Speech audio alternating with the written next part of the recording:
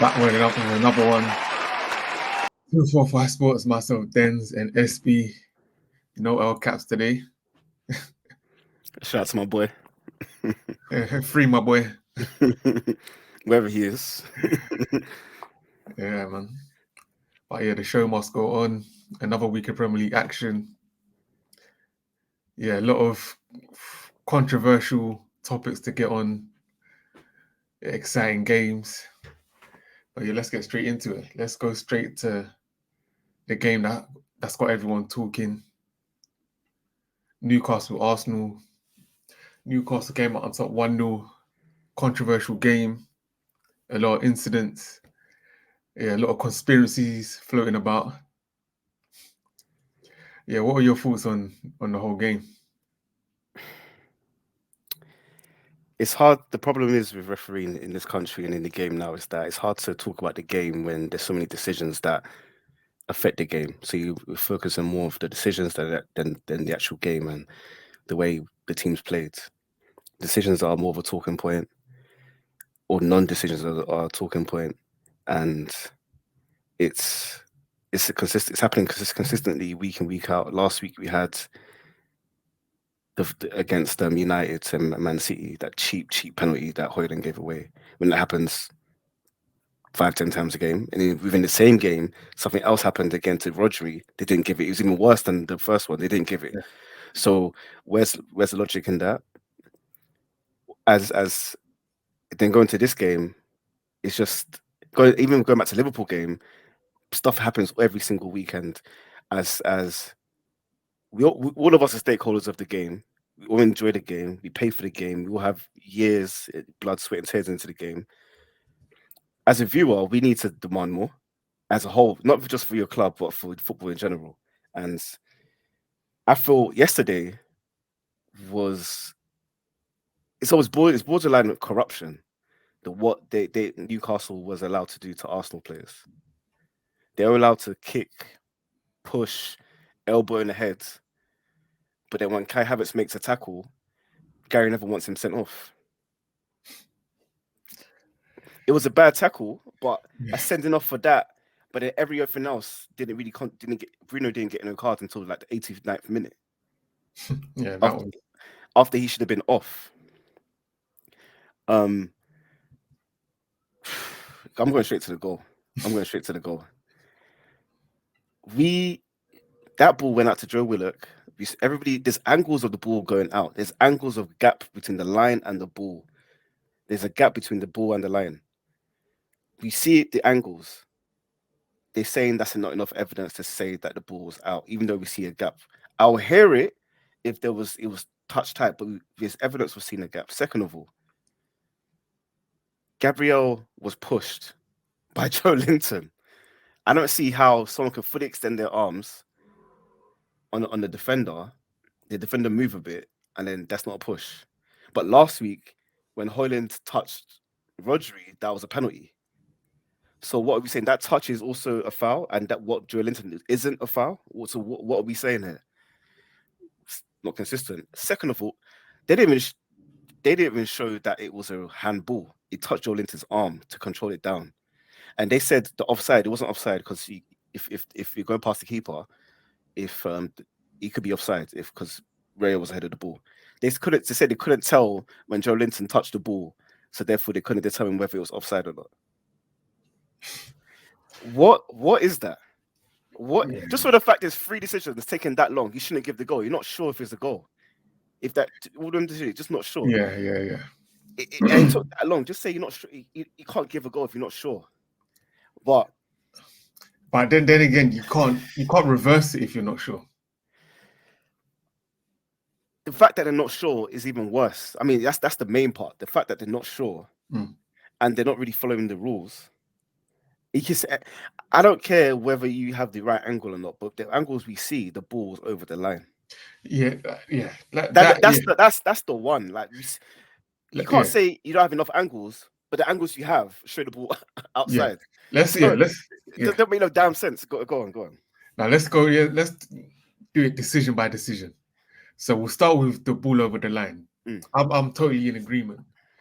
You know how social media when it comes to incidents like this, you see all different narratives and people doing their own experiments and showing you one angle versus a different angle. If that's the only angle that they have, you can't show me any other angle. You have to go by what you see. You can't go by what you think, or everyone's become physicians now. Everyone's mathematicians now, showing angles in this, more angles than Pythagoras. But that's the only angle that you can see. And going by that, the ball's over the line. So the goal shouldn't be given based on that, in my opinion. And the reason why there's no VAR in the cup competitions because not all grounds have the technology or facilities to have all the camera angles. So you're trying to say in the Premier League we accept that limitation in the Premier League? We don't have all the camera angles. Is that what we're saying? Are we saying our VAR isn't really what we say it is? What we're claiming to the functionality of the system to be isn't really what it is. There's limitations, and if there are limitations to that process, explain that to everybody so to make it 100% clear. And I feel like they bring it out when they want to. That's another problem. They bring out when they want to. Oh, there's no angle, but it's angles of you showing the managers close up. There's not a camera right in the manager's face. There's cameras everywhere. When there's a corner on that side, you're gonna do a close up. Yes or no? Exactly. So you can't tell me there's no cameras there. That's the thing. If you're gonna go technology all the way. Yeah. Like we saw this happen in the World Cup with the whole Germany-Japan incident. You got to learn from those events. They got every angle in the World Cup, every single angle. They showed the bird's eye view, I swear. I think they showed like a virtual. But at least they got technology. They have something. It was like it was technology. Yeah. That's the thing. And when people scheme corruption and things like that, when things like this are happening, you can't say it's crazy for someone to say that, because when you're leaving things like this up to like interpretation and you're saying, we have limitations in technology. If you have limitations in technology, then scrap VAR until you have the facilities to be able to make these decisions. I don't think in 2023, this is the hardest decision that you can get spot on. You should be able to get this decision spot on. And the fact that there's still controversy and people are still confused. People are saying that it was out. People are saying that it was on. Yeah, that's the FA's fault. That you have to blame the FA for that. But that's the short and long of it is that the goal shouldn't be given based off that, because going by the eye test, and that's all you can go by, and going by that angle, the ball's out. So that in terms of Kai Havertz, I think he should have been sent off. Going by the laws of the game today, he left the ground off both feet, slid in. It was a dangerous challenge. He should have been sent off, in my opinion. Saying that, Bruno should have been sent off as well. That one, how can you look at that and say that's not a sending off? They said it's the forearm. So if it's the forearm, it's okay then. It's not what you're trying to say. It's ridiculous. It just doesn't make any sense. That's more dangerous than Hwang. Remember that incident with Hwang and I forgot who it was. The other guy. Yeah, but the guy didn't headbutt Hwang. He just leaned his head towards him. Bruno's fully swinging his forearm to him. That's dangerous. He should have been sent off. That one, they got that wrong, and I think they bottled it, to be honest. It's just not consistent. Like, you're gonna do all of that reviews and checks for the goal, but you're not gonna review and then make a decision on the forearm elbow. Like what's the point of you reviewing it? Like, and are you saying forearms to the heads are okay? That's what I'm saying. What are we saying here? Like, we need to have proper they need to come out and say something. But even that, that even annoys me too, because then they can still do what they like during the game. That's the thing. That the Kai Havertz one, that's okay. I think that's a sending off, but I'm open to hear a conversation about it. That one, I think there's slight room for interpretation on that one Mm, because that's a football play.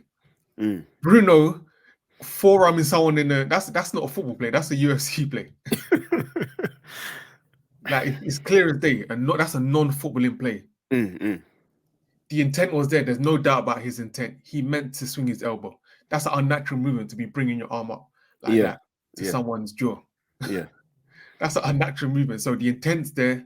It's a non-footballing play. It's dangerous. He should have been sent off. There's no. I can't hear any argument against that. I'm sorry. The ref got that one totally wrong.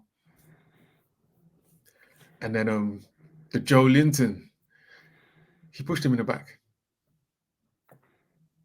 He pushed him in the back. You can't say he didn't push him. At the very Maybe least, he used Gabriel as a lever to jump higher to head the ball. At the very least, he obstructed. He used him to push down on him. So I don't know, man. And what also annoys me is Sky Sports are in bed with the FA, the PGMO. They're all in bed together because Gary Neville hears the VAR conversations. yeah. They get all the decisions in their head conversations. And Gary Neville, decent bloke, but he's biased. The way he speaks, the energy he gave to Kai Havertz to say he should be sent off, and the energy he gave to Bruno was different.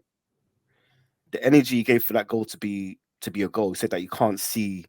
And for me, he's biased. I don't care. That guy's a biased pundit. Sky Sports are also biased because they went into a Ramsdale Raya debate. Where did that come from? Like, that game is not for Ramsdale Raya debate. It's about. It shouldn't be about decisions, but it's about the VAR goal and the heated match, and they're talking about Ramsdale Raya. Yeah, I think yeah, these like Sky Sports and these pundits, they are biased. They are biased. I have to admit. I'm not an Arsenal fan, but they're biased. It is what it is. I don't even know what to say. It's biased, and yeah, if you can't see that it's biased one way, like sliding one way against another, then I don't know what to say to you, man. It's the problem with the bias being biased now is it creates narrative. It goes into the psyche of everybody, every stakeholder of the game, usually whether it's the refs, the media, journalists. It goes into the fact that there's gonna be I'm telling you now, the next couple of days, they're gonna all back and say that should be a goal, that should be a goal, and the public knows. A lot of the public knows it shouldn't be a goal. A lot of us know, and they're gonna go in and tell us how it should be, and they're gonna back the refs. If you notice, like when something happens, there's like the same narrative being perpetuated between all the media outlets. It's not really many that go against the grain and call things out. That's the thing. It's like, on Mondays when they do the whole Sky Sports, I'm talking about, they do the whole thing with, is it Dermot Gallagher? Yeah. The whole ref. I think they call it Refs Watch, where they go over the decisions. They're not gonna call at the end of the day. They're not gonna call out their boys like they need to be called out. There's some incidents that are clearly wrong, and even Sky Sport, they would have to admit that they're wrong, but they're not gonna state it in a way that it needs to be stated by someone like it. I guess someone like people like us, people that are independent, we can state it how it needs to be stated, but they can't. And yeah, man, it's bringing the game into disrepute, man. I think Arteta, I can see why he was pissed. He probably went a bit too far. He didn't go too far because every single decision matters. Everything matters in this league. When you allow Man City to do what they've done on the financial side, and they still haven't been charged for anything there all these years, and then you also help them. Did they get favorable decisions? Let's not lie. City get favorable decisions, and they don't need it. And they get a lot of favorable decisions. Against you guys, the first goal mattered. You guys were doing all right against United, and they were given a very soft penalty. The same penalty should have been given second half. They didn't give it because the game's they've really given them that advantage. Remember against Arsenal, Kovacic should have been sent off. Yes, he should have been sent he off. should have been sent off. And he was not sent I off. remember And that. there wasn't even a conversation about it. Yeah. There wasn't even a review. There was nothing. It was just no, it's not a penalty. And they Let's get favorable decisions. And all let's say it how it is. A lot of these refs referee in the Middle East. The ref, let's say it how it is. I was gonna get to that. Let's say it how it is. That a lot of them do. A lot of them do. It's not looking good. I can't ever lie. It's not looking good. But people know these things, and no media outlet will ever say anything. No jelly, no pundit, no former player will say anything. And well, as the public, we're meant to just accept all this. That's why Arteta was so annoyed and so angry, because I remember a couple of years ago is that I heard on a pod, like, if you really want to do things in this league, yeah, you got to be better than the refs. You can't allow refs to get into it. And if we're being honest, Arsenal didn't play it good enough to not allow the refs to be into it. To be honest, I think that's with most sports. To be honest, I don't think that. I thought in American sports they got the perfect balance. I heard it. I don't watch rugby. When rugby, they do it properly. I think I think the most I think rugby is ahead of everyone else in terms of Yeah, transparency. You yeah, see the communication between the refs yeah. and the on-field refs and the video refs. Mm. There's nothing to hide. You see them communicating with each other. You see the ref cam. You hear the communication between the player or the players and the ref. I think that's where football needs to get to, because it's unacceptable. I think there needs to be public outcry. To be honest, we can't, with the revenue that the Premier League generates, to have these things up to interpretation. Things at this point with the technology that we have as well, these things shouldn't be left to chance. Some of these incidents, there should be a level of certainty, and we're not at that level of certainty right now. I think it's an unacceptable level of uncertainty. There's too many wrong decisions, man. People have been complaining about decisions and rest for too long, and nothing's been done about it. It's because it's like fans are so used to controversial decisions. It's like it's part and parcel of the game. But at this point, I think we can do better than that. We can do better than that. We I haven't really seen, in my opinion, an improvement in the amount of decisions that are being.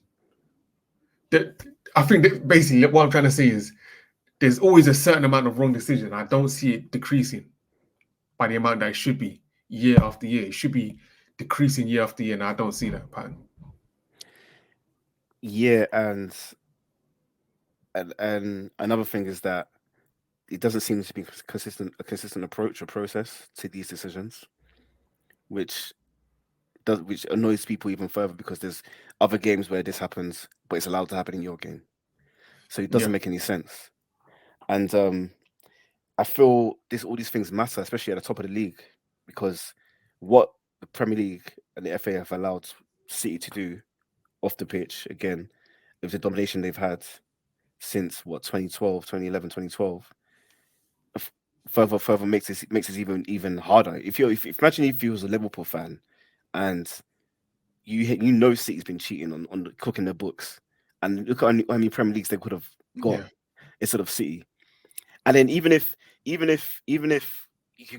Liverpool competed with City, but then imagine the decision went against your way too. Like, even that's why that Liverpool goal against Tottenham matters so much as well, because Klopp knows if we let it up any ground that we did with the loss, we basically lose the league this early part of the year. And yeah. if you really want to have a competitive landscape, you need to have better refereeing. And yeah, me personally, SB on the 245 podcast, I think there's corruption. I wholeheartedly believe there's bias against Arsenal. I have seen it up and down the years. Up and down the years. A lot of them refs, they're from the northern part of England, and they all know each other. They're all boys. What was it? Mike Dean that said on Sky Sports that he didn't want to give a decision against Tottenham because his boy was refereeing and didn't want to upstage him. Someone should be able to sue him. No, Yeah, for real. yeah. Someone should be able to sue him. There's too much money on the line for that bullshit. I can't lie. Yeah, Tuchel lost his job around that time too. Yeah, He can probably exactly. seek compensation. Well, I don't know what he can seek, but he can seek something. Chelsea sacked him out. They paid him out. They should be able to come back and seek something based off that admission there. But I mean, let's talk about the football, man. Let's stick to football right now. No, I guess. Wait, one last thing. I agree. I think there's a certain. I can't say this team. People are against a certain team, but I will say this whole Middle Eastern thing and Don't look Man good. City and Newcastle, it stinks. I can't lie, it stinks. Yeah, some of the decisions are crazy. Even the Saliba handball against Chelsea the other week. I'm not saying it's not a penalty, but like the referee allowed it. Play went on. The VAR brought it all the way back. And I'm thinking, let footballers play. If people know what a handball is, let's just play on. But first goals matter, man. First goals matter. And yeah, I thought Arsenal played well. We didn't do enough to win the game. We ultimately attacking wise, but we held off Newcastle. Newcastle one of the best teams in the league. Didn't have a shot on target until like 60th minute. Yeah, but Arsenal, we got too many injuries at the moment. But it's a long season though. It's a long season. Yeah, it was always going to be a difficult game for Arsenal, especially coming off midweek. You're coming off. It's two emotional games in terms of you're going into the Lions Den and fans are up for it, meaning the players are up for it. So to do that Wednesday and then Saturday, was it Tuesday or Wednesday? I think Wednesday. Wednesday and Saturday it's a lot, and yeah, you can see it took its toll. But yeah, it was an even game. Yeah, Newcastle, they did their thing. Arsenal struggled up front. Martinelli couldn't be his man. Can't be his man. Can't be his man ever. The thing is with our system, yeah, it's designed to suck people in and have 1v1s. If you get 1v1 quick, you got to take on a man. Saka, he doesn't ever get 1v1. He never gets 1v1. That's why as Martinelli gets the 1v1s, he doesn't take his opportunity. And then Trossard and then Eddie and Ketia. Yeah, a bit lightweight up front. And I said in a group chat, I'm annoyed at Jesus and Party because we brought a knife to a gunfight. And Jorginho and Eddie, Murphy and Ketia, they're knives. They're knives in a gunfight. Butter knives. Yeah, man. They're not doing ish in those hostile environments. Intense, you need fighters, man. We need fighters. Hopefully upgrade in January. Again, it's a long season. Yeah, it is. As for Newcastle, yeah. They battled, they done all right. Good. It was a good battle between Callum Wilson and Gabriel. I hate Callum Wilson too. He just wants to fight. He just wants to bully. He wants to fight. And he's not even good. He got hooked. How are you getting hooked? He's not good. He just wants to battle, and he lost the battle. He tries to dash people to the floor, bully them after the play's done. Saliba pocketed him. Saliba. I thought he was very good, and then you know what exposed him to me? The Champions League game against Dortmund. I was like, eesh. There's difference between him and Isak. Yeah. There is a difference. Yeah. But anyway, yeah, shout out to Newcastle. They got an important victory. But yeah, let's move to the next game. Boy, let's go to my team. Man U. But Fulham 0, Man U 1. Boy, that game, yeah. I mean, impressive is not the words. What did you expect? What kind of performance did you expect, and what performance do you think you got? Well, I wanted to see a reaction because it's always important in terms of, are you fighting for the manager? Do you still believe in him? And can I say they were fighting for the manager? It's hard to really tell because the style of play is just dead. I'm about to say you can't really tell they're fighting because they're just not that good. Yeah, they're just not that good. Yeah, because they're not good, you can't even see. But it's just this watching Man United is so frustrating, and it's the same things. It starts from playing out of the back. We play too slow out of the back, which means that teams can set, and we're easy to defend against. It's the same things. go on our last show last week. I'm talking about the same thing. The previous show, I'm talking about the same thing. No control in midfield. Wingers that can't create for the striker. Wingers that can't beat a man. Yeah, but and Let's then yeah, go on. relying on individual brilliance to Mm. pull you out of the mud. Yeah. Shout out to Harry Maguire. He's been playing well recently. Let's give him that. And Solid. Nana played well yesterday. Saved Yeah, a he few did. good shots. Outside of that, Yeah, I don't know. Johnny Evans. Solid. Like Yeah. Evans and Maguire, they're solid. It seems like I think they would prefer to play with each other as opposed to one of them playing with Varane or even Martinez. So maybe that's why ETH is starting with both of them. A lot of people are saying, why is Varane on the bench? I think it's the chemistry between Maguire and Evans. I think they Yeah, can really, they work well together, and yeah. I think they're both better on the ball than Varane. They're both better on the ball. I don't know about that. I'm not even going to say anything about Maguire. He's solid. No, I think honestly, Maguire is a good Premier League defender. He's just not elite. Yeah. He can't play elite football, but he's good. Yeah. Man United fans have ambitions of winning the Prem, and you're not going to win the Prem with him as centre back. So I think that's why United fans are so harsh with him. But yeah, he's a Premier League centre back. Mm-hmm. Decent. If you don't press him and you give him time, he's got a good switch of the ball. Yeah. He does that better than Varane. Yeah, that's what I'm saying. Ball, yeah. His long distribution is better than Varane. Now I'll say that. Yeah, not really much else to say. Bruno didn't really have his best game, but yeah, had that moment of brilliance, pulled it out, good goal. What's your thoughts on Højlund, man? Højlund. I see. I know you asked me a couple times. I know you're not really liking what you see. I a couple of touches. I was like, come on, bro, you gotta hold it up. Your team needs you right now. I hear it. You're 20. I'm gonna give him till next season. Next season. I hear what you're saying. I thought he was a bit more refined than what he's showing. Mm-hmm. I thought he had a bit more guile about him. He's still a bit raw. I'll still give him a chance. I'm not going to criticize him too heavy because when I mean he's feeding off scraps, he's feeding off scraps. Garnacho cannot create chances for him consistently. That guy on the right side, I'm not going to mention that guy's name. Yeah, we don't need to. I will not mention that guy's name until he's out of the club. Because that guy on the right, useless.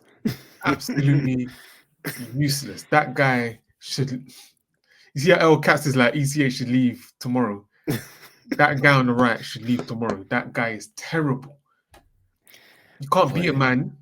You can't dribble. You're not fast. You're not strong. You're not good defensively. You see, he's getting cooked defensively. Yeah. He offers nothing. Absolutely nothing. And he's holding. I won't say he's holding ETH, but his whole standing and his lack of production it's a big reason why. It sounds a lot, but it's a big reason why ETH is having all these problems because he can't drop him. He's got to hold that ETH because he went for him. Like he legit went above and beyond for him. Yeah.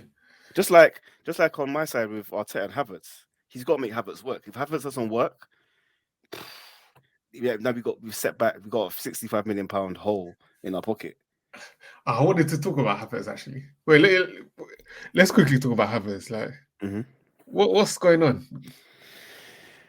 Is he good? I know you're one of the few Arsenal fans that he's consistently. I've already said he should only play 9. He should not be a centre mid for us. Yesterday he played centre mid on the right with Saka. He looks all right, but I'm saying if he was a 9, he's better than Eddie. He's better than Eddie and Nketiah. He has more presence. You can hit him. You can find his feet. Technically, he's much better than Eddie, and he can link up well. It's just that we don't have enough centre mids to not play him there. And I really feel Going back to when we had options, going back to the Community Shield game, that's our best team, excluding Jesus, and we haven't seen that team all season. So I don't know, man. I'm not really rating Havertz, man. I don't think. I'm I'm Yeah, not rating Havertz myself. I don't rate the guy. I didn't rate the guy when he plays central midfield. I want him to start at nine and see what he can do. I don't think he's ever started a game except for the Community Shield at 9 yet. yeah, He man. hasn't. I was speaking to one Arsenal fan. He was saying, "This is no word of a lie." He said he's Arteta out because of Havertz. Yeah, a lot of people. This is it. Those Arteta out people were Arteta out in the first, second, third, fourth season. They're always going to be Arteta out on the line until he wins the Premier League. Then they're going to be Arteta out. They're gonna act like they care about the Carabao Cup. Nobody's ever cared about Carabao Cup until Arteta came in, because they're saying he should be out because he can't win trophy. Nobody cares about Carabao Cup. People are having meltdowns about the Carabao Cup. Come on, man. Come on. People saying he's a bottler for last season. Mate, we overachieved Yeah, last year.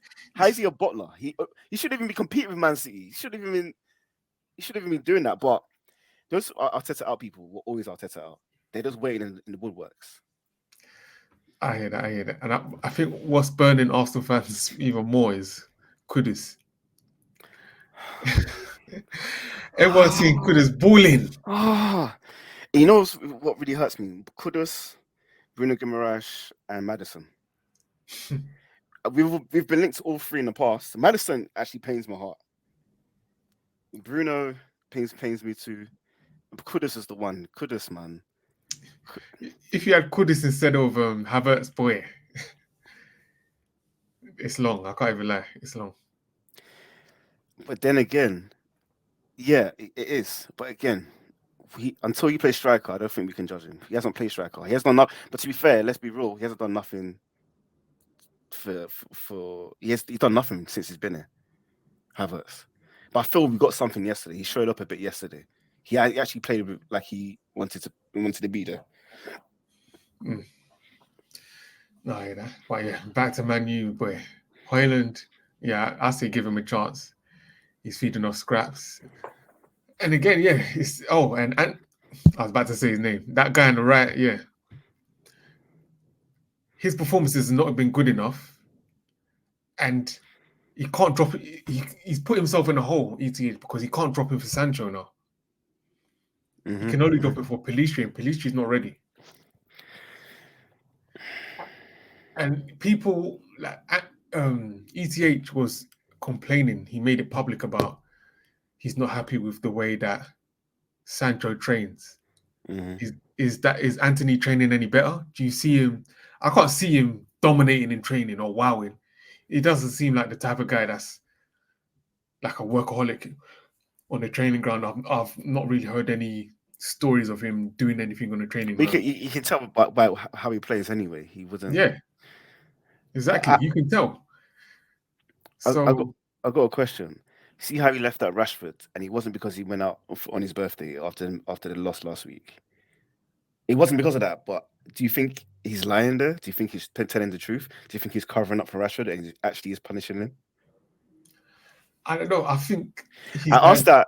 Sorry. Final point. I asked that because when he came to Sancho, he just threw him under the bus. Whereas with Rashford, he could have been protecting him. Do you think he's actually injured? I don't know. I'm not sure, to be honest, because you can't treat Rashford like you can Sancho. Rashford is like a local lad. You saw what he did last season. So you can't really just throw him under the bus like that or treat him like that. But I've had the feeling that he's been wanting to drop him for a while because he's been stinking up the place. And then the last couple of weeks, he's been subbed off. And he started getting subbed off earlier and earlier to the point now, yeah, where it's got Nacho starting on the left. Was he injured? I don't know. Because the timeline that looks fishy. All of a sudden, he's just injured after that came out. Yeah, it was silly. And I disagree if he was punishing him for that. I don't think he should. If he wants to celebrate, his birthday after the game. Let him do that.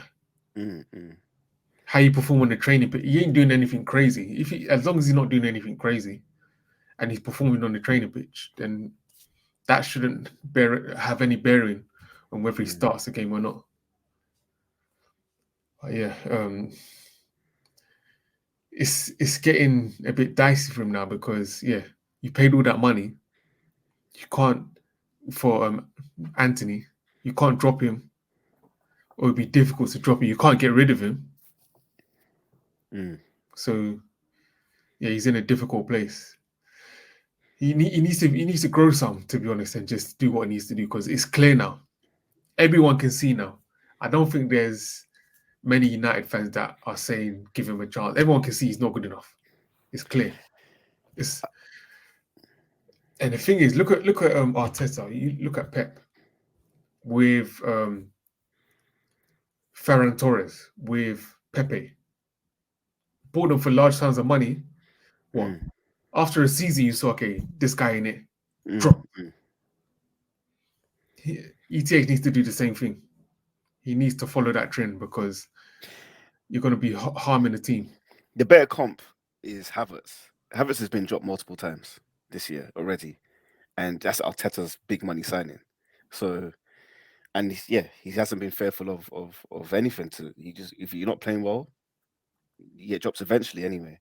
But I thought ETH isn't doing anything innovatively tactically. It's just doing the same of the same old. I feel like if you haven't really got Norman on the right, I kind of would try Dallo on that right hand side too. I'm not saying he's a winger, but at least he can combine. And you know what he can do on the right. And what I'm trying to say is that just try something new. If you haven't got much options, some people play two right backs on the right wing sometimes when there's no options. But yeah, him and Wan-Bissaka and Dallo on the right, that is haram football. No, but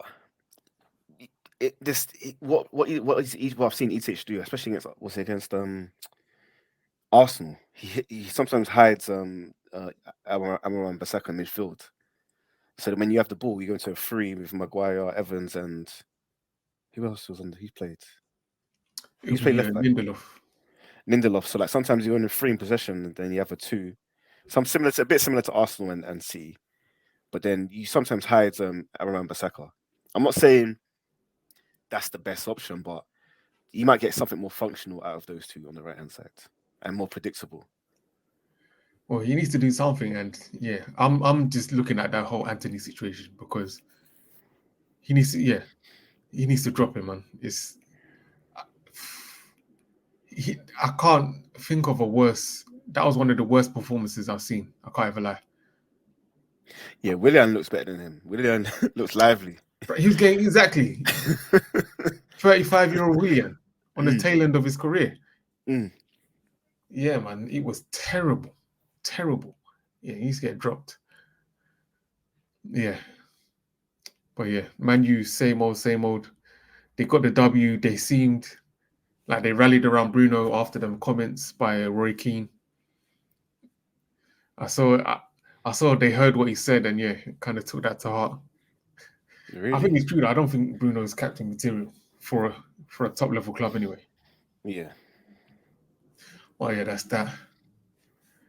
Let's move to the next game. Where Man City 6, Bournemouth 1. The Doku show. Jeremy Doku.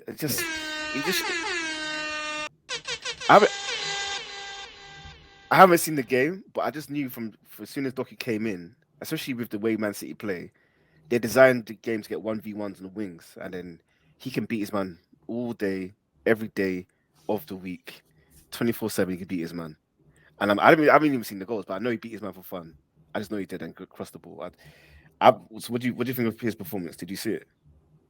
Yeah, sorry, man. He's something different, man, in terms of what Man City have. And you're right about the whole 1v1 thing. It's funny because Grealish, like you saying that, it makes me think you forget how many times that happens a game where a Man City winger is one-on-one. Mm-hmm. And in the past, whether it's been Bernardo, Mahrez at City, he wasn't physically, he wasn't the level he was at Leicester, so he couldn't really beat Yeah, a man as often as he could at yeah. Leicester. So he was like passing it 1-2 in it Mm, when he was 1-on-1. Grealish, we know Grealish, Mr. Cutback, Mr. Pass, Mr. Indirect. So yeah, now you got Doku switching it to him 1-on-1. Yeah, he's really looking to go at defenders. Yeah, he played well. He was a big problem. And the impressive thing about the performance for me was Bournemouth in a low block. mm. And I would think that that would be hard for him to break down. That hit the kind of player that he is. But yeah, he played well. He can do the little intricate 1-2 passes as well as being wide out and then beating a man and then crossing it. Yeah, his assist, I think, especially for one of the goals where he was on the right, he destroyed the defender, passed it to Bernardo. Bernardo tucked it in. He's a big problem. I can't lie. And which is rare these days, he can play both sides, Yes. which is really rare. And it's basically two signings in one. Because 1 week you play him left and drop Grealish, 1 week bring Grealish back in and play him on the right. Yeah, it's a and people knew about Doku for years now, for like 4 years now, and City took the plunge and they're reaping the benefits of that. Yeah, man. It's funny because they just sneak up on you, man. Because I remember last season we were screaming, "Oh, they need a dynamic winger. They need a dynamic winger." They know what they need, but they just chill. It's like, okay, we need this, and then it's like when you're not thinking about it, they go and buy a docu, Yeah, and then you yeah, see like, rah. yeah. The same with Haaland. Mm. Everyone like they needed a striker. They bought Haaland because they won it without Haaland, and then they bought Haaland. You didn't really think it would be that much of a Yeah, difference, yeah. and then you see it and you're like, rah. And another layer to this is that they shop at the best places, meaning they shop around for the best elite talent. If you're elite at one thing, they're gonna go for you. Like Haaland is elite finisher, elite movement in size, physicality. Doku 1v1, elite. And at the very least, you can't guarantee his end products, but he's gonna break the game open for you. He's gonna beat a man, and he's elite at that. Whereas other teams, like even going back to City, the only think about all the strikers they've been linked to in the last 5 years, Kane and Haaland, and that's it. They only want the elite of the elite. They're not bothering themselves. Yeah, Nobody that's decent. He will upgrade them. They're only going to spend the money on someone who's elite of the elite. yeah. Who they need? Like they don't Yeah. do stopgaps. Nah. You see, In Man fact, U. to be fair though, let's be fair to Man City this year. They bought Kovacic. Kovacic is a stopgap. Mateus Nunez is a stopgap. But they got so much Yeah, quality everywhere else. but yeah, Kovacic is a stopgap. I would call Nunez more of a squad player than a Okay. stopgap. Okay. Yeah. But yeah, Kovacic, yeah, stopgap. Yeah, they don't even Yeah. need it. Yeah. Yeah, and then you take it to the other side of Manchester, Weghorst, Boy. Amrabat, Boy. Stopgap FC. Gosh, even Casemiro is a stopgap you could say he is because you don't sign him with a long-term plan in mind. Mm-hmm. So yeah, so that's the thing. That's when it's like when people are saying ETH out. That's like another stopgap. I don't want a stopgap manager. I want a long-term solution. Yeah. Look how Man City are doing it. Long-term solution. They're set up for the next 5 years. Yeah. And on that ETH out thing, it's like if you're gonna make a decision like that, you gotta make it now. You can't wait 6 months. No point waiting 6 months to get rid of him. I mean, you kind of have a feeling he may or may not be the one. It's either you're gonna go for him for the next 3-4 years, or you just cut the plug now. And it's either one of the two extremes. Second him in at the end of the season is just waste more time, and other managers get picked up. Yeah. But yeah, just to finish off the Man City game, 6 goals, no Haaland goals as well, which is impressive. What are we thinking about? What's the theory behind the Haaland no goals? In this game or in general? Because he's not scoring as obviously he's still scoring a mad amount of goals, but he's not scoring at the rate he was last year. Why do you think that is? I think it's difficult to keep up that Yeah, level. yeah. I mean, the Two, goals. two, two a game for like 3 months. Yeah, it was ridiculous. Yeah, And I think they're in situations where they don't need him to score. mm, And with Doku now, Doku can create chances for not just Haaland. He can create chances for like a Bernardo Silva now or a Foden, which he hmm, got assists for both.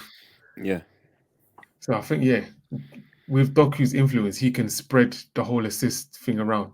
Whereas if you don't have a dynamic winger like that, then that's when you have to rely on a Haaland. yeah. So I think, yeah, Doku has a big say on that.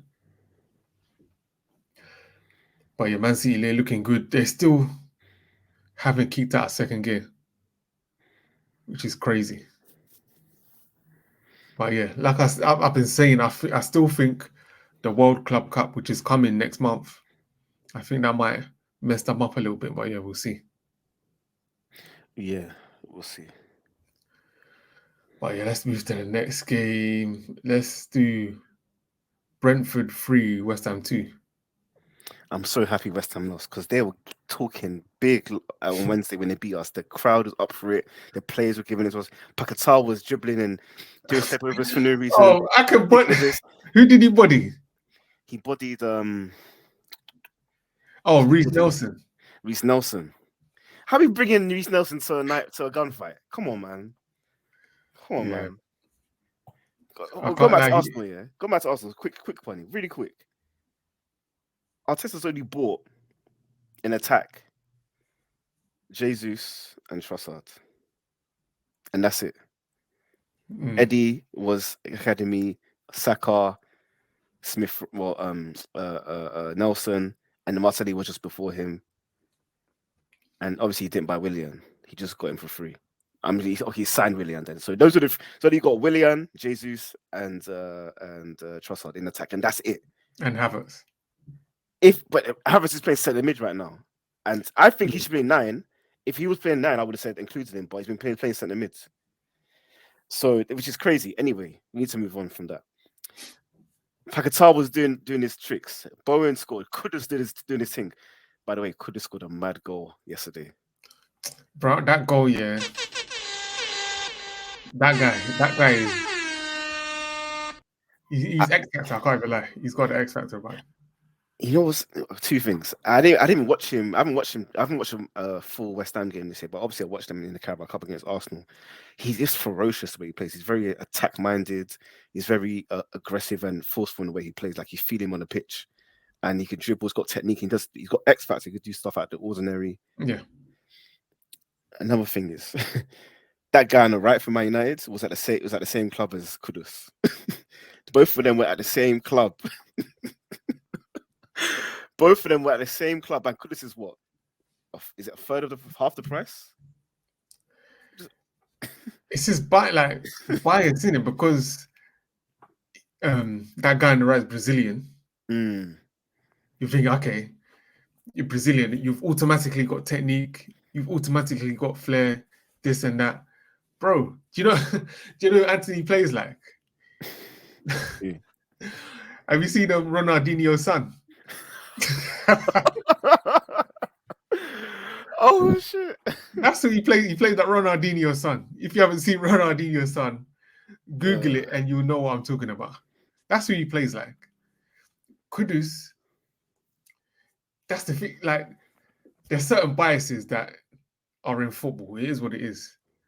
But because if you were to switch nationalities, if you were to say Anthony was Ghanaian and Kudus is Brazilian, Kudus' value would go up, Anthony's value would go down. Who's paid? They will say Kudus is one of the best wingers in the world. That's what they'll say.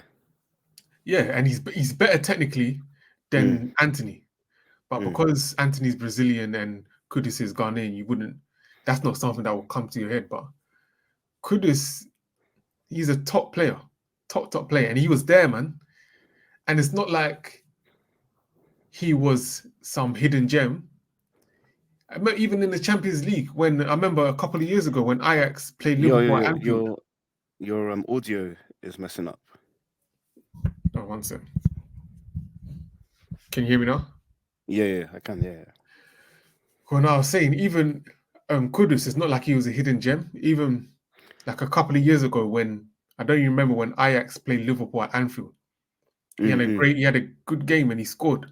So he showed he could do it at that level. But because he's not Brazilian or whatever, I I guess he remember wasn't. there was a quote. He said, "I'm better than Neymar," or something like that, just before that game. And everyone, Oh no, yeah, or was it before the World Cup? So there was a time when yeah, he said yeah, it, yeah. He said something. Yeah. He and getting he cooked. showed up. No, for Ghana, he showed up in the World Cup. Yeah, World Cup. He was like, yeah.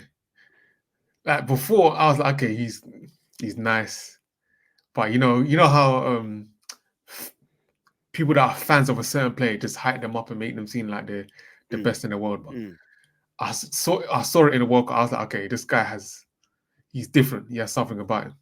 And then now in the Prem, he's showing it for West Ham. That goal against Arsenal, great goal. Zinchenko, that was shit defending. Shit defending, I can't lie, but great touch and finish. And then this goal against Brentford, boy, that's a contender for goal of the season already. mm-hmm, mm-hmm. Well, I'm so happy West Ham lost because they were thinking they're too big for their boots. Them, Aston Villa, all them mid table teams, they're thinking they need to relax. And I'm Yeah. happy they lost. Brentford is a good win for them because they haven't had they actually beat Chelsea last week. To be fair, they've had a decent season. Expected what they're doing what they expected of them. And I don't know. I think they're exceeding expectations because remember Tony, their mm, their best player, top scorer from last season, hasn't been playing. that's what I'm And saying. That's what I'm saying. They're doing what they expected to do. They're not doing too much. They're meeting the expectation right now. I think they're doing above it. Oh, okay. I think they're exceeding expectations right now. Look, where are they in the Prem right now in the table? I think they're top 10. Yeah, they're ninth, Oh, fair enough. Yeah. above Actually, West yeah. Ham, above Chelsea, Above West Ham. Wow. above Chelsea. Yeah, well, 4 points behind Newcastle. So they're doing well. And Mm, Prem teams, yeah, that are in the Prem and they don't really have a goal or target in mind, they can get caught in that complacency and then they can get caught in the relegation battle. mm-hmm. They've improved from last season, Brentford. You can say.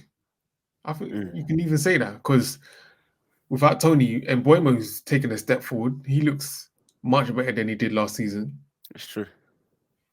Even, they're doing it without Rico Henry as well. I That's think true. Rico Henry is one of the best left backs in the league. Hmm. And Wissa stepped up as well. So I think shout out to And Thomas Frank. no Ryo too. They let go of Ryo as well. Yeah, It's true. So yeah, they are actually exceeding expectations. Yeah. they're doing it. They're doing their thing. They're a good team. Hmm. They went one. They went 2-1 down as well, Mm. and to come back 3-2. Would you? I know it sounds crazy. Would you take Thomas Frank over ETH? Not right now, no, because Okay. For the next 5 years, who would you take?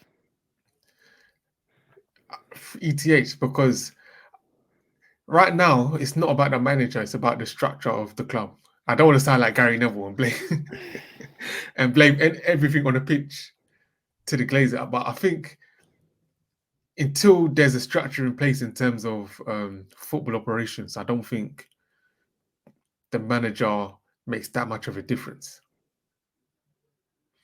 I think Man United need to emulate Man City's system in terms of having a team in place that are in charge of transfers and then the manager managing those players. Because I wanted to ask you this question. Yeah, do you think Man City would be as successful if Pep was fully in charge of all of the transfers? Yeah, because Pep ultimately still has to say it's not. He's not signing players. The people are not signing players for Pep. He still has to say, and Pep's track record of even who to let go of even looks good too. So to let go of Jesus, Zinchenko, Sterling, um, Sane. Like he let go of those. How am I going to describe these kind of players? I don't want to say weak, but like, do you know what I'm trying to say? Those like iffy players who can get Yeah, got at, who are not consistent, just flimsy in their game, not flimsy physically, but flimsy in their game where they can you don't know what you're gonna get from them. they're not going to get much better than what they are. Yeah, Yeah, and like Zinchenko can be had at. Got even this Cancelo, he just said, "Nah, you're not in the yeah, plans no more." F- he's just a mad scientist, and he's just that good because every team will want Cancelo. He just got rid of him. He just got rid of him. He probably City's most creative player, one of them title winning seasons, yeah, and just got rid of him the next season because he knew that I can't win Champions League with you. I can't because in those games, those tight games, imagine Vinicius Junior against Cancelo in he's, one of those games, he's cooking. It- cooking him. And Zinchenko, you can't again take Zinchenko, Cancelo, and Jesus to the Bernabeu when they lost in that crazy way at the end of the game. When the year Real Madrid won it, it was literally bringing a knife to a gunfight. Next year, they came with for Kyle Walker, John Stones, Diaz, and he was Ake, proper centre back, proper Yeah, Kanji. defenders. Yeah, Akanji, then they got obviously Rodri, then you got Haaland on top, a big hefty guy up top. That they went Grealish, Mr. Even though Grealish is basic, he does everything safe. He's not going to lose the yeah, ball, he but serves a purpose. you know what you're going to get from him. And so that's what they transitioned to now. So like his track records, even not just bringing players in, but letting play, knowing who to let go of. Because Sane hasn't looked good. Well, he's starting to look good this year, but for like 2-3 years, he wasn't looking good for Sane after he left City. So it's just Pep is just that good. Pep is just that good. Yeah, I hear that. I hear that. But yeah, shout out to like I said once again, shout out to Brentford and Thomas Frank. I think they're doing a great job over there. And yeah, West Ham, they probably felt, yeah, if you're 2-1 up, you probably think you should get something out of the game. But yeah, I think they'll be all right. Would you spend 100 million on Paquetá? Nah, he's not productive enough. No, he's not. He's a good player though, but Now Kudus can do what Paqueta can do, but he's a golfer as well. mm. But So then Paquetá can play a bit deeper though too. I think Kudus can play deeper. I don't know. I don't know.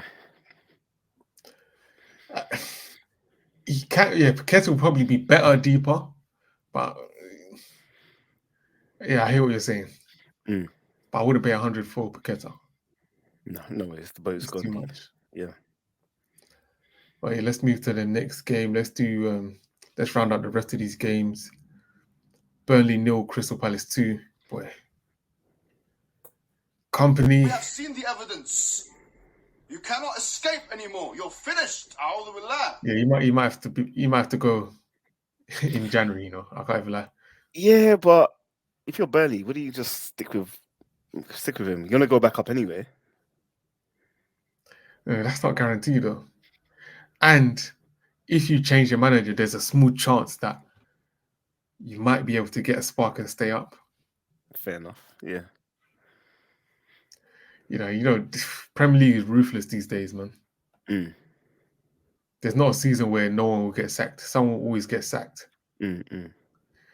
So yeah, well, shout out to Palace. Yeah, solid away win, but yeah, boy, Burnley. Company, yeah, it's not looking good, man. Everton 1, Brighton 1. It's not looking good for Brighton, Yeah, they're not what they were, are they? They're not. Yeah, I was Yeah, just looking at their goals for and goals against. They scored 24 goals, which is third best in the league, fourth best in the league, but it's conceded 20 goals, which is worse, which is on par with Luton, one more than Wolves. Yeah, it's not looking good for defensively. They're conceding too many goals. The goal difference is 4. But yeah, they got a lot of talent still. I think overall they're going to be fine. They're going to be in and around this position. yeah. I watched some of this game actually. Yeah, the problem with I've mentioned it before, is personnel basically. They started Lallana again. Like I said in 2023, if you're starting Lallana, your team has big problems. I don't think he would even start for Burnley. I don't know why. I'm sure they've got better players on the bench. I don't know why they're starting it. And then that midfield as well, Billy Gilmore and James Milner. No legs whatsoever. And the little I saw of that game, in transition, you saw the way Billy Gilmore was struggling. People, and they got people like Idrissa Gueye and Decore just running past him on the counter, and Calvert-Lewin. He was getting destroyed on the counter. And Milner can't really help him. Well, at 30, how old is Milner? 47. You can't really help him. Boy.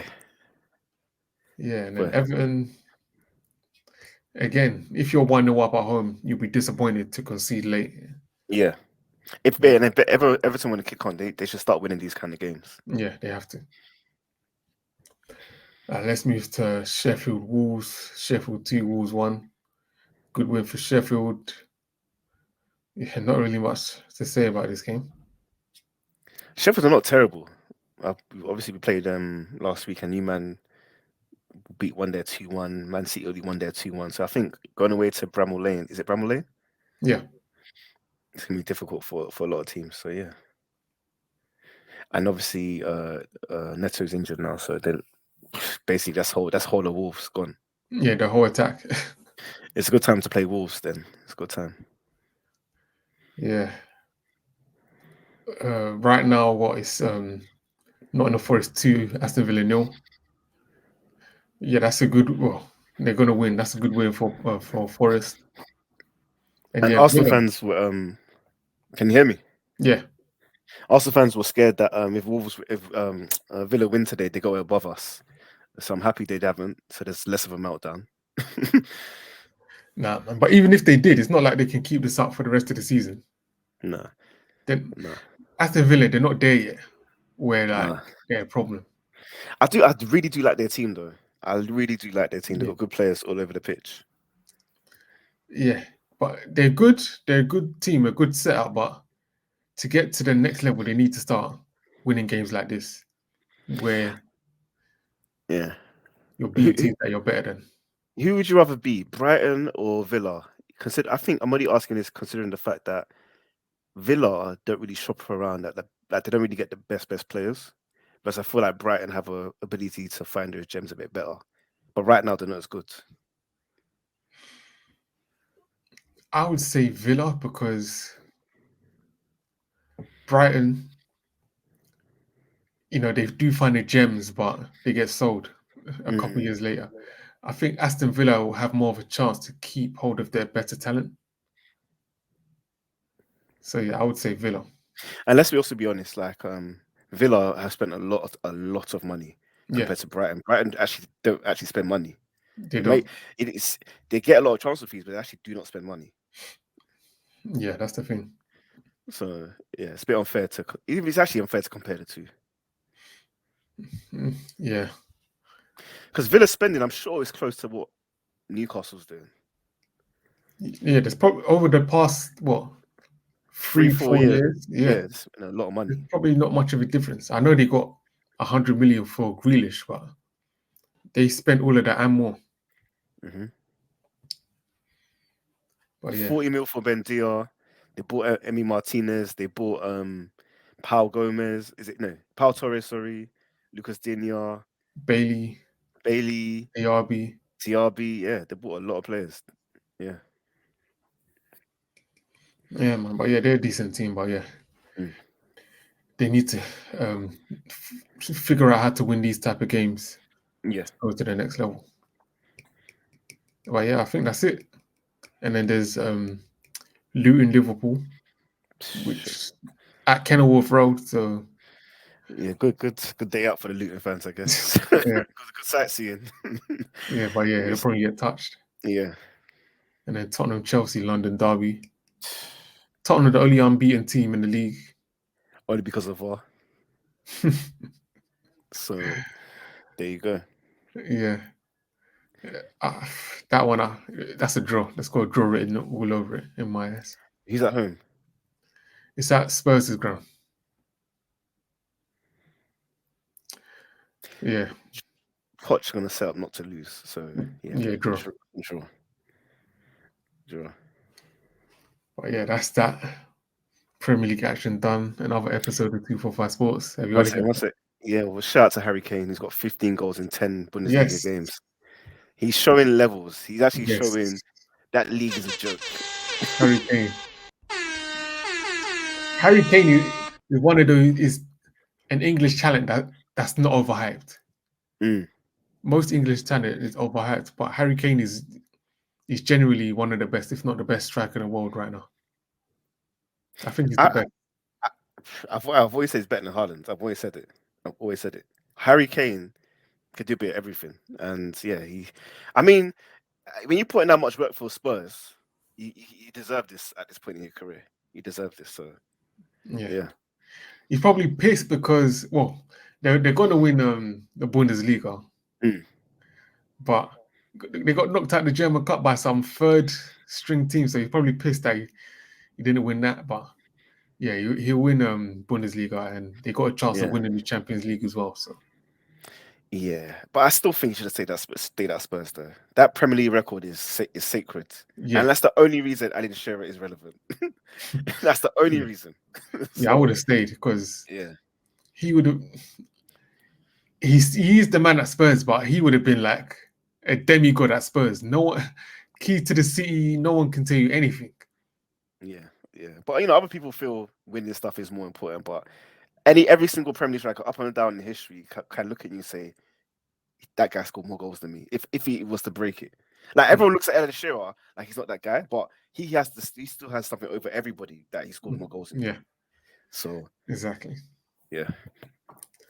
Yeah, I'm in total agreement, but yeah. Oh yeah, that's that. Another episode of 245 Sports. Sorry. What did you think of the Ballon d'Or? Of people having a meltdown about that? Haaland should have won it. Well, if it's based on 2023, then Haaland should have won it. But if you're going by what it's based on, what have you done in the year? Then yeah, Haaland should have won it. But did they do Ballon d'Or last year? Yeah, Benzema won it before the World Cup. It was around this time last year, so yeah, before the World Cup. So, okay, fair enough. That's fair. But if the World Cup was in the summer, I don't think anybody will say anything about. No. If literally Messi did what he did at the World Cup 3 months ago, people will be thinking, nah, he has to win it. Yeah. Just because this happened literally a year ago, people are saying nah. But that's my guy anyway. That's my guy. Well, yeah, shout out to Messi, number 8. The GOAT, man. He's the GOAT, man. Yeah. One more thing. Wait, we're talking about corruption. What are your thoughts on the way that the new, I think it's 2034, the 2034 World Cup is being held in Saudi Arabia? It was announced. We know what it is, though. That's I'm like, there's usually a ceremony. Yeah. And then they do like a draw, and then they announce it. Yeah. The FIFA president was just like, yeah, Saudi are hosting it. I'm like, what?